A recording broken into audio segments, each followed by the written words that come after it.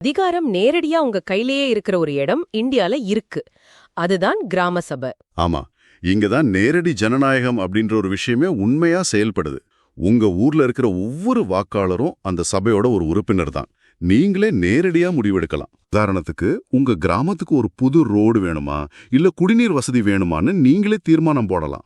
அது மட்டும் இல்ல, அரசு நலத்திட்டங்கள் இருக்கு இல்லையா? அதுக்கு உண்மையான பயனாளிகள்னு நீங்களே நேரடியா தேர்ந்தெடுக்கலாம். இதுல வேற யாரும் தலையிடவே முடியாது.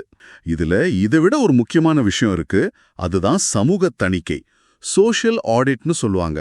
போன வருஷம் உங்க ஊருக்கு வந்த நிதியில இருந்து செலவு பண்ண ஒவ்வொரு ரூபாய்க்கும் நீங்களே கணக்கு கேட்கலாம். நேரடியா ஊராட்சி தலைவர்கிட்டயவா? ஆமா, எல்லார் முன்னாடியும் நேரடியா அவர்கிட்ட கேள்வி கேட்கலாம். இதுதான் வெளிப்படைத்தன்மை. அப்போ சுருக்கமா சொல்லணும்னா, கிராம சபைங்கிறது வெறும் ஒரு கூட்டம் கிடையாது. அது அந்த கிராமத்தோட பார்லிமெண்ட், ஒரு குட்டி நாடாளுமன்றம். அங்க இருக்கிற ஒவ்வொரு வாக்காளரும் ஒரு எம்பி மாதிரி சட்டம் இயற்ற அதிகாரம் இருக்கிறவங்க. சரியா சொன்னீங்க. ஆனா இது ஒரு முக்கியமான கேள்வி எழுப்புது. என்ன கேள்வி? இந்த நேரடி ஜனநாயகத்தோட அதிகாரம் நம்ம ஊர்கள்ல முழுமையா பயன்படுத்தப்படுதா? ஒரு நிமிஷம் யோசிச்சு பாருங்க.